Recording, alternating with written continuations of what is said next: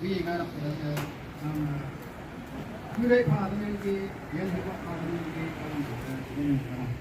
ayang hadaw niya alaw yaci embul kawang nam wang dang do oblak hadaw taran ayang hadaw ma kembulana alaw Nikki tui de yaci ayang gue nam hadaw ba yaha hadaw de tingba ma kembalan timba ayang hadaw okba yoko tumbu ya mana janjibu tolak ayang alaw hadaw de ibeng hangi yo oklak ayang gue atau kawang ngan tui jen de yong olah atau ini temana atau bagus dengan teman ayang atau mau woi bulan ayang atau mau paibu krisalan lili de kawang nang yelak woi mana dengan tempat se ini bu atau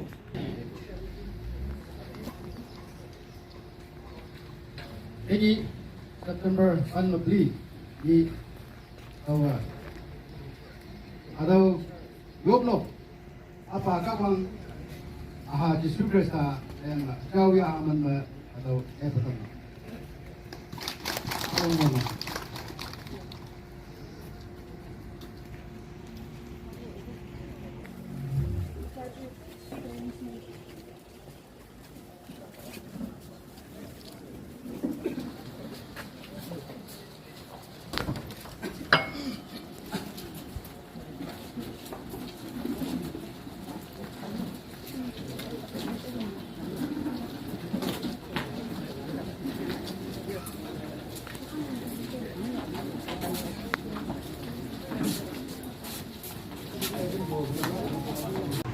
Kalau mana pun ya pun ngalan abang nak China tangan. Menghantar dengan apa lah? Untuk bulan dah. Pagi dulu kan mulai. Bulan dah kau sudah bulan dah kau dah lulus kan. Aku nak ini kau memang tinggi bah. Aku nak ini kau jangan jadi tinggi bah. Jangan nini jangan apa semua. Maya nak angin tu muak yang mudah. Yang mudah jangan nini juga lah mana. Rumah menjadi pulang, nak ada apa? Boleh. Oh, recycle tak memang. Juga hebat. Yung easy, yung enam itu. Juga kasih orang yang ada kurang.